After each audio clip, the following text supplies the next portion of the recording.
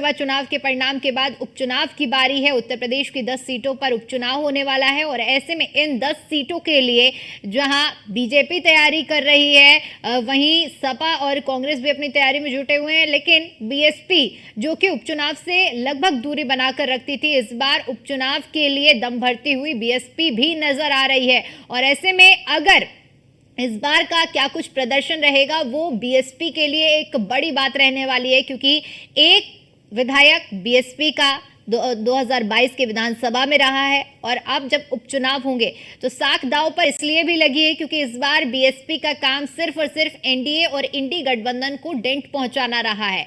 और बीएसपी के प्रत्याशियों ने कई जगह पर ऐसा कड़ा मुकाबला दिया है जिससे जीत तो नहीं हुई, लेकिन प्रत्याशियों के पसीने जरूर छूट गए हैं। लेकिन अब जो उपचुनाव होगा, उपचुनाव में देखने वाली बात यह होगी कि इन 10 सीटों में क्या मायावती कुछ करिश्मा ढा पाती हैं, क्या इन 10 सीटों में कुछ सीटें अपने पाले में कर पाती हैं या नहीं, या फिर एक बार फिर से वही नतीजा देखने को मिलेगा कि इंडी गठबंधन और एनडीए प्रत्याशियों को उनके वोट बैंक में सेंधमारी करने का काम बीएसपी की ओर से किया जाएगा। ये बड़ा सवाल रहेगा, क्योंकि जिस तरह से लगातार हम बात कर रहे हैं बीएसपी के प्रदर्शन को लेकर, तो जो ग्राफ है उसमें गिरावट नजर आ रही है।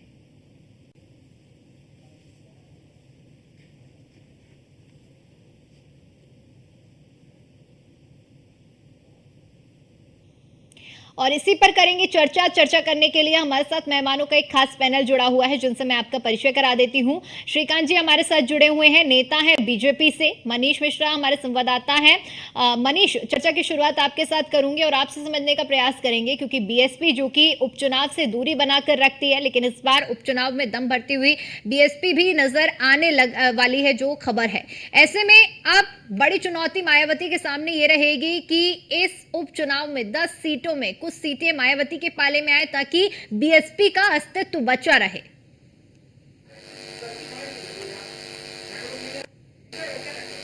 निश्चित तौर से एक बड़ी चुनौती होगी और अपनी वजूद की लड़ाई लड़ती हुई नजर आएंगे, अपने जनहदार को बचा नजर आ सकती है आकमाए मायावती। बस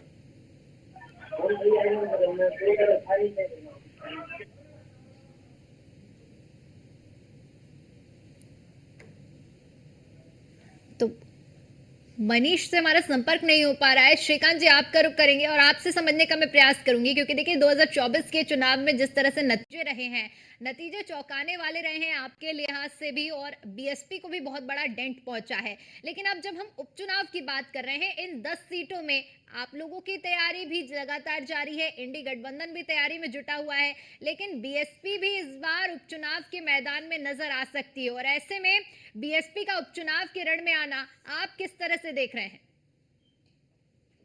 दीपिका जी, ये तो सर्वप्रथम मैं ये कहना चाहता हूँ कि ये तो किसी भी पार्टी का इंटरनल मामला है कि वो उपचुनाव में हिस्सा ले या ना ले।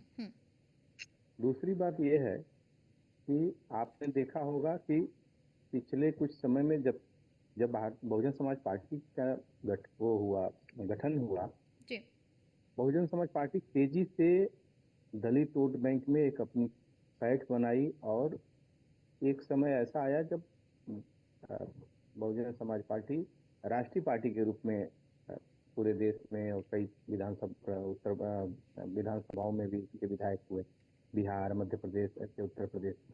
लेकिन आज की स्थिति ये है कि जो एक हम काउंट कर रहे हैं उत्तर प्रदेश में एकमात्र विधायक की, जो बलिया से श्री उमाशंकर सिंह जी विधायक हैं, वो कहने के लिए तो बहुजन समाज पार्टी के विधायक हैं, क्योंकि वो उनके सिंबल पे चुनाव लड़ा है, उन्होंने जुड़े रहे हैं बहुजन समाज पार्टी से, लेकिन वो चुनाव अपने प्रभाव और अपने व्यक्तिगत व्यवहार और संबंधों के आधार पर जीतते हैं। आज बहुजन समाज पार्टी की प्रासंगिकता उत्तर प्रदेश से लगभग खत्म हो गई है और जो 24 का जो परिणाम है लोकसभा का, वो जो जीरो जो उसका स्कोर है, उसने बहन जी को सोचने पर मजबूर कर दिया है कि आखिर कारण क्या है कि हम पूरी तरह से पैकअप कर के पोजीशन में आ गए हैं। बहुजन समाज पार्टी का पूरा वोट बैंक दीपिका जी कांग्रेस की तरफ, ये जो समाजवादी पार्टी अपनी पीठ थपथपा रही है, कहीं समाजवादी पार्टी की तरफ नहीं गया है। वो चूंकि अलायंस में समाजवादी पार्टी उत्तर प्रदेश में उनकी पार्टनर की अलायंस पार्टी थी कांग्रेस की, अब वो अपने पुराने जगह पर जहाँ दलित वोट बैंक पहले कांग्रेस के पास हुआ करता था, आज पुनः वहीं धीरे धीरे शिफ्ट हो रहा है और मुझे लगता है कि आगे शिफ्ट हो जाएगा। दूसरी चीज की एक जो चंद्रशेखर रावण जी का जो एक सीट निकला है, ये भी एक डर हो सकता है कि कहीं मतलब दलित नेता के रूप में कहीं वो मायावती जी से आगे या उनके जो उत्तराधिकारी आकाश आनंद है उनसे आगे न निकल जाए। इस वजह से भी चुनाव में हिस्सा लेना बहन जी ने उपयुक्त समझा होगा कि हम चुनाव लड़ेंगे तो कम से कम हमारा जो कैडर है, लेकिन क्योंकि अब तो वोट बैंक बचा नहीं, बचा है केवल कैडर। जो जोनल कोऑर्डिनेटर होंगे या अन्य जो उनके कैडर होंगे, वो कोऑर्डिनेटर और संगठन के कुछ पदाधिकारी बचे हैं, उनको कैसे जोड़ के रखा जा सकता है बहुजन समाज पार्टी से। शायद बहन जी यही सोच के इस उपचुनाव में अकेले और सभी सीटों पर लड़ने का मन बना रही होंगी या ऐसा कुछ उनकी प्लानिंग होगी, मुझे ये लगता है दीपिका जी। बिल्कुल। मनीष, कैडर अभी जिस तरह से जिक्र कर रहे थे श्रीकांत जी, और अपनी साख को बचाने के लिए उपचुनाव में उतरना बेहद जरूरी है, ऐसा बीएसपी का हो सकता है ये मानना हो, ये रणनीति हो, और इसीलिए उपचुनाव में भाग लेने का मन बना रही है मायावती। मजबूरी कह सकते हैं एक तरफ, जिससे कि सभी हमें पैनलिस्ट भी बताए थे कि उनके लिए बहुत ज़रूरी है, जिस तरह से चंद्रशेखर आज़ाद ने नगीना से अपनी जीत के बाद एक दावेदारी और मजबूत कर दी है और अपने कैडर को बचाने के लिए इससे निश्चित तौर से अपने वोट बैंक में जिससे सेंधमारी की गई पहले 2019 और 2022 में, जिससे देखा था भारतीय जनता पार्टी ने उसमें सेंधमारी की थी और उसके बाद कांग्रेस और समाजवादी पार्टी ने पूरी मजबूत दावेदारी करते हुए अपने सेंधमारी की है। तो निश्चित तौर से अपने वोट बैंक को बचाने की अब रणनीति होनी चाहिए, वो बनाने की कोशिश की जा रही है और इस बार पूरा जो जिम्मा है वो जिला अध्यक्षों को दिया गया है। जो वरिष्ठ जो पदाधिकारी हैं, जो कहे जो सीनियर कमिटेंट थे बहुजन समाज पार्टी के, जिन्होंने 2024 के इलेक्शन के लिए जो टिकट की दावेदारी की थी, उनके जो पूरा निरीक्षण किया था, उनको इससे दूर रखा गया है। माना जा रहा है कि 23 तारीख को जब बड़ी बैठक होने जा रही है, जिसमें राष्ट्रीय पदाधिकारी के साथ जो उत्तर प्रदेश के जो बड़े पदाधिकारी हैं, कोऑर्डिनेटर्स हैं, जिलाध्यक्ष हैं, उनको बुलाया गया है, तो उनसे भी राव मशवरा जरूर लेती नजर आएंगी बसपा सुप्रीमो। पर सबसे बड़ी मजबूरी है कि आपको अपने जनाधार बचाना है, अपने आप को बहुजन समाज पार्टी का अस्तित्व बचाने की एक कवायद करती नजर आ सकती है और आपको उपचुनाव से बेहतर कोई विकल्प नहीं मिल सकता है, क्योंकि माना जा रहा है कि जिस तरीके से अभी जो चुनाव होने जा रहा है, जो चुनाव हो रहा है, उसमें कहीं ना कहीं जिस तरीके से चंद्रशेखर आजाद ने जीत के बाद अपनी ताल ठोकी है, उससे कहीं ना कहीं वो वोट बैंक को अपनी तरफ आकर्षित करने की कोशिश जरूर करेंगे उपचुनाव में। जरूर आप देखेंगे कि चंद्रशेखर जो रावण है वो जरूर इसमें पार्टिसिपेट करते नजर आ सकते हैं। वो बहुत बड़ी चुनौती होगी बहुजन समाज पार्टी के लिए, बसपा सुप्रीमो के लिए, क्योंकि एकला चलो की राह पे आप चलती हैं और कहीं ना कहीं आप जब देखेंगे, चाहे विपक्षी पार्टी हो चाहे सरकार हो, एक दूसरे को वो उनकी बी पार्टी कहते हैं, पर नुकसान सिर्फ बसपा सुप्रीमो मायावती और बहुजन समाज पार्टी का होता है। माना जाता था और इस चुनाव के पहले भी माना जाता था और इससे इत्तेफाक नहीं रख सकते कि जो उनका कोर वोटर है, जो बसपा का कोर वोटर है, वो कहीं जल्दी खिसकता नहीं था। पर 2022-2024 के चुनाव के बाद आप देख रहे हैं कि वो वोट बैंक खिसकता हुआ नजर आ रहा है, वो जनाधार खिसकता हुआ नजर आ रहा है। निश्चित तौर से एक बड़ी चुनौती होगी और क्या उन चेहरों पे उन 10 विधानसभाओं में कौन से ऐसे चेहरे हो सकते हैं जिससे बसपा अपनी दावेदारी कर सकती है, क्या उनमें से सीट ला पाएगी। अगर 1 या 2 सीट भी लाती है तो निश्चित तौर से एक बार फिर से एक कह सकते हैं कि एक लाइफ सपोर्ट सिस्टम, इसलिए ऑक्सीजन एक मिलती हुई नजर आ सकती है 2027 के लिए बहुजन समाज पार्टी को। अगर वो नहीं आती है चुनाव में, अगर उनको कैंडिडेट्स अच्छे नहीं मिलते और नहीं लाइव कर पाती है, तो 2027 में बहुजन समाज पार्टी से ऊपर कहीं ना कहीं आप देखेंगे चंद्रशेखर रावण की जो पार्टी है उसको आप देख सकते हैं कि वो आपके कंपटीशन में खड़ा हो सकते हैं, तो वो एक बहुत बड़ी चुनौती हो जाएगी। और जिस तरीके से अभी आप बात करेंगे उत्तर प्रदेश में स्थिति करेंगे, तो एक रसला से विधायक है उमाशंकर सिंह, और माना जा सकता है कि उमाशंकर सिंह अगर पार्टी से ना लड़े तभी वहाँ पे उनका व्यक्तिगत जो जिस तरीके स्वरूप है वो अपनी सीट को निकाल लेंगे, चाहे वो बहुजन समाज पार्टी से लड़े, चाहे किसी पार्टी से लड़े या निर्दलीय लड़े। तो बहुजन समाज पार्टी का जो जनाधार है, जो वोट बैंक है, वो कहीं ना कहीं बसपा से ही हटता हुआ नजर आ रहा है। एक बड़ी चुनौती होगी और पहला उपचुनाव होगा जब विधानसभा का, जिसमें बहुजन समाज पार्टी पार्टिसिपेट करती नजर आएगी। क्या सीटें आएंगी, क्या सीटों पे जीत हासिल कर पाएगी बहुजन समाज पार्टी, एक बड़ी चुनौती होगी। पर पार्टिसिपेट करना अब ये बहुजन समाज पार्टी के लिए मजबूरी हो गई है। बिल्कुल, साख बचाने वाला ये चुनाव कहा जा सकता है। ठीक है मनीष, हमारे साथ कालीचरण जी भी मौजूद हैं, दलित चिंतक हैं। कालीचरण जी, आपका बहुत बहुत स्वागत है। कालीचरण जी, आपसे समझना चाहेंगे, क्योंकि बसपा जो कि अमूमन उपचुनाव से दूरी बनाकर रखती थी, अभी जैसे कि हमारे सहयोगी मनीष भी जिक्र कर रहे थे, अब इस बार आप लोग तैयारी में हैं उपचुनाव में, चुनावी मैदान में उतरने की। कितनी तैयारियां चल रही हैं और कैसे अब इन उपचुनाव में आप लोग क्या कुछ स्ट्रेटेजी बनाते हुए आगे उतर रहे हैं? देखिए, बीएसपी दलितों की इकलौती पार्टी है। हम्म। स्वाभाविक रूप में उसे हर चुनाव लोकतंत्र में शामिल होकर के हिस्सेदारी करना है और राष्ट्रीय पार्टी का दर्जा था, धीरे धीरे उसका वोट प्रतिशत कम हुआ है। इसलिए उपचुनाव हो या चुनाव हो, और एक होने के कारण निश्चय ही उतरेगी, चुनाव में उतरना चाहिए। उसमें ये कोई पार्टी, राष्ट्रीय पार्टी कांग्रेस या भाजपा ये अपेक्षा करे या सपा कि बीएसपी चुनाव में उतरेगी तो हमें नुकसान हो गया, किसी को फायदा होगा, तो अपने नुकसान फायदे का सवाल नहीं है। जो भी दल है वो अपने अपने नुकसान और फायदे के लिए चुनाव लड़ता है।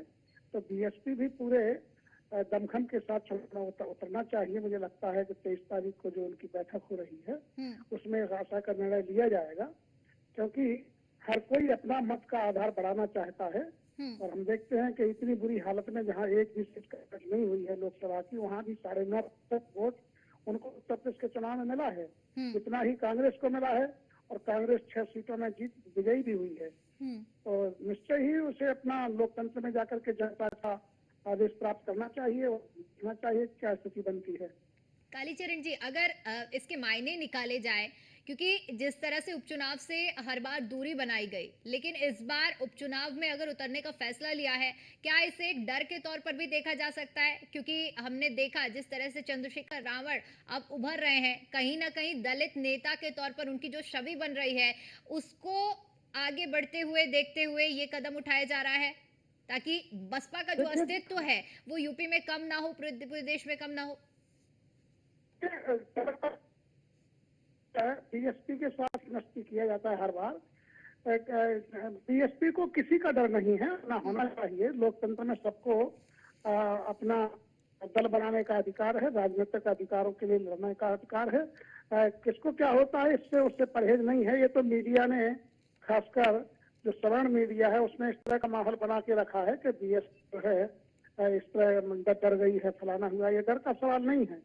किसको लाभ होता है, किसको नुकसान होता है, इससे उससे मतलब नहीं है। अपना जनाधार पड़ेगी। अब स्वाभाविक रूप में दलित इतनी बड़ी संख्या में है, उत्तर प्रदेश में इतनी बड़ी आबादी है, तो उनके नेता भी उभरेंगे। नहीं तो चंद्रशेखर आगे तो कोई और भर सकता है, चंद्रशेखर के लिए भी कोई चुनौती बन के आगे आ सकता है भविष्य में। तो क्या चंद्रशेखर बैक करेंगे?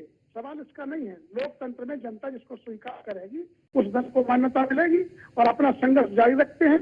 भाजपा भी किसी समय पर कोई सीट थी, उसका कोई जनाधार नहीं था, मुसीबत का समय था नहीं है। चंद्रबाबू नायडू को देखते हाँ भी वो पीछे पहुंच रहे थे, लेकिन आज जनता ने उन्हें आशीर्वाद दिया है। तो सवाल इसका नहीं है। लोकतंत्र में डर का सवाल होता ही नहीं है।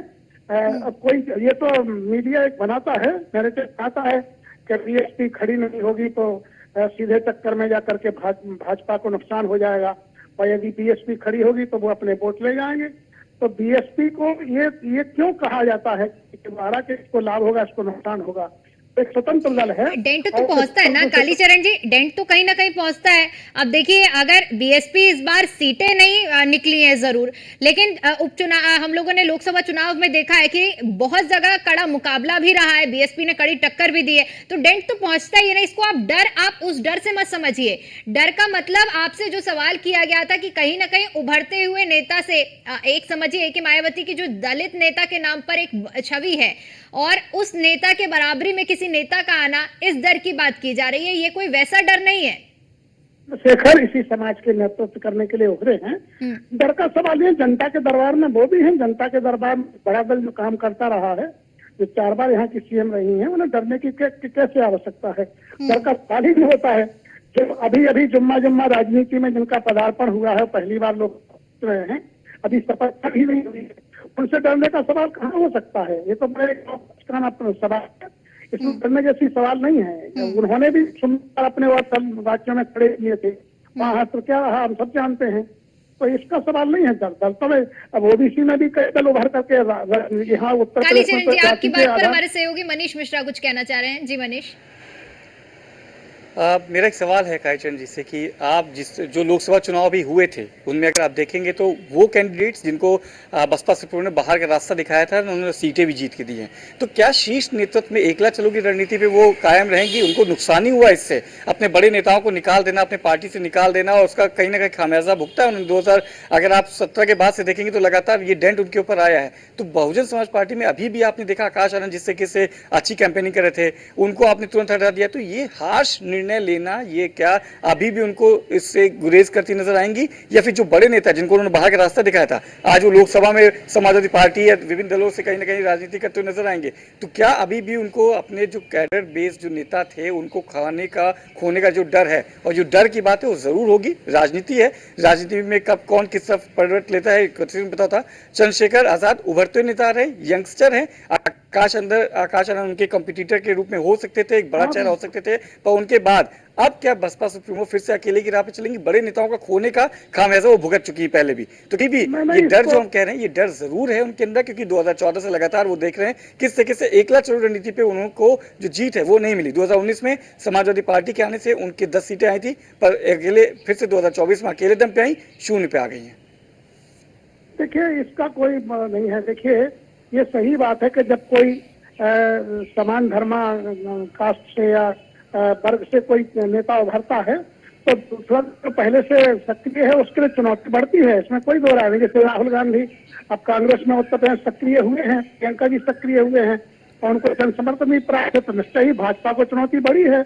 तो इससे भाजपा अपनी तैयारी और ठीक तरीके से करती है। तो यही है कि हो सकता है कि लोगों को लगता था कि बीएसपी थोड़ा सुस्ती रखती है चुनाव में, तो चंद्रशेखर के कारण हो सकता है वो सुस्ती दूर हो और उन्हें फिर नए तरीके से रणनीति करना पड़े कि यहाँ अपना भी ध्यान रखना है और दूसरा राष्ट्रीय दलों से भी मुकाबला करना है। अब आप वही बात मान रहे हैं कालीचरण जी, जो बात शुरू में बोली गई थी वही बात आप मान रहे हैं अब? नहीं, लेकिन डर का सवाल नहीं, मतलब ये जब कोई दल उभरता है, ऐसे कोई भी, जैसे देखिए निषाद है, राजभर हैं, ये लोग जब उभरे हैं लेकिन सपा ने उनको टक्कर दी है और चुनाव जीत लिया उत्तर प्रदेश में, तो स्वाभाविक रूप में अब राजभर वगैरह है तो जो पहले से नेता स्थापित थे उनको उनके लिए चुनौती है, तो चुनौती तो राजनीति में मिलती रहती है नए नए प्रकार से। और बीएसपी ने तो लगातार बड़ी चुनौती स्वीकार की है, कांग्रेस जैसे बड़े दल को उखाड़ के फेंका है, मानवर कांशीराम के सहयोग से उत्तर प्रदेश में बाहर का रास्ता दिखाया गया, तो बड़ी बड़ी चुनौतियों को लड़ती रही है। जो ये तो बीएसपी का एक फितरत रही है कि बड़ी बड़ी चुनौतियों से मुकाबला है, ये घरेलू चुनौती है, इससे मुकाबला पाया जाएगा। ठीक है श्रीकांत जी, इस पर आप क्या कहना चाहेंगे, क्योंकि डर को लेकर काफी लंबी चर्चा हो गई, बीजेपी का भी जिक्र हुआ, कांग्रेस का भी जिक्र हुआ, आपकी क्या प्रतिक्रिया रहेगी इस पर? दीपिका जी, कालीचरण जी की बातों से मैं थोड़ी असहमति व्यक्त करना चाहता हूँ। वो डर का मतलब फिजिकल जो डर होता है उसको शायद ये समझ रहे हैं। देखिए, हर राजनीतिक पार्टी या कोई जो राजनीतिक पार्टी स्थापित करता है, गठन करता है, बनाता है, उसका फाउंडर, उसका एक अपना प्रभाव होता है उसके अपने जाति या उसके वर्ग विशेष के वोट बैंक से धीरे संघर्ष करके वो अपनी इमेज बनाता है और उस वोट बैंक का एक तरह से मुखिया हो जाता है। जैसे Samajwadi party Yadav vote bank पे अपना एक प्रभाव रखती है उत्तर प्रदेश में, वही काम बिहार में आरजेडी यानी लालू प्रसाद यादव जी का था, वहाँ वो नेता थे, यहाँ ये नेता थे, मुलायम सिंह जी नेता थे।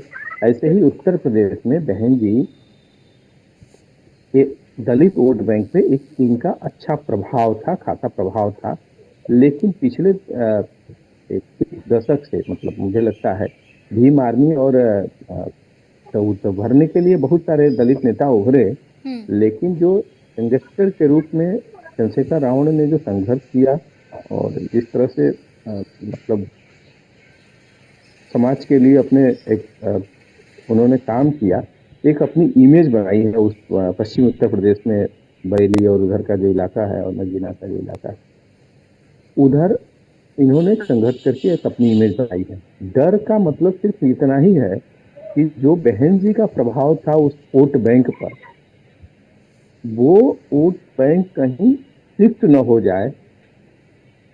एक इनके पास विकल्प आकाश आनंद के रूप में मिला था, इन्हीं कारणवश इनकी मजबूरी होगी, चाहे जो भी रहा होगा वो तो बहन जी जानती होंगी, वही बता सकती हैं कि किन कारणों से उन्होंने उन्हें हटाया। ना उनको विड्रॉ किया गया, लेकिन डर इसी बात का है कि हमारा वोट बैंक शिफ्ट न हो जाए चंद्रशेखर रावण जी की तरफ। इस वजह से ये अपनी एक्टिविटी या सक्रियता बढ़ानी चाहती होंगी, मुझे ऐसा लगता है। कालीचरण जी पहले चिंतक हैं और मुझे लगता है इस चीज को वे स्वीकार करेंगे। डर का मतलब किसी और डर का नहीं है, अपने प्रभाव को खोने का डर है। बिल्कुल उस सही वोट बैंक बिल्कुल सही पे बात और उस बोली समाज आपने पे श्रीकांत जी। अपना प्रभाव इसी खत्म डर हो की बात हो जाएगा रही थी। या कम हो जाएगा, इसका डर है। ठीक है। मनीष, अगर इस बार के प्रदर्शन की बात करें, क्योंकि ये तो बात सक्रियता की और डर की हो गई, लेकिन इस बार अगर बीएसपी के प्रदर्शन की बात करते हैं तो क्योंकि आचार संहिता लागू होने के बाद मायावती की ओर से 28 कुल सभाएं की गई हैं और उसमें आकाश आनंद जब चुनावी जनसभाएं कर रहे थे उस दौरान युवाओं में एक अच्छा खासा एक कैडर बन रहा था और वोट बैंक अच्छा खासा बन रहा था, लेकिन सबने देखा कि आकाश आनंद के जैसे ही नाम वापस लिया गया उसके बाद थोड़ा सा रोष देखने को मिला है। अब जब उपचुनाव की बात आ रही है तो उपचुनाव में भी जो अगर इसी तरह से अगर प्रदर्शन रहा, इसी तरह से अगर सुस्ती रही तो इतना फायदा नहीं मिलेगा। देखिए, सबसे पहले मैं कहूँगा कि अगर बसपा सुप्रीमो ये बात समझ लेती है कि उनकी सीटें बढ़ेंगी उपचुनाव में, तो वो डर अच्छा है, वो डर जरूरी है और डरना जरूरी भी हो जाता है। अगर आपको अपनी सीट बढ़नी, डरने से अगर आपकी सीटें बढ़ रही तो डरना जरूरी है, पर उस पर आप काम करें, उसको लेके आप अपना जो वोट बैंक है उसको लेकर रणनीति तैयार करें। आकाश आनंद की बात शुरू से हम लोग कह रहे हैं कि आप अगर कैंपेनिंग में कोई आचार संहिता को उल्लंघन करता है तो आप उसको कैंपेनिंग से रोक सकते हैं। आपने तुरंत एक डिसीजन लेते हैं आप कि उनको सरकारी पद से हटा दिया था, उनके भविष्य पर आगे फैसला ले जाएगा।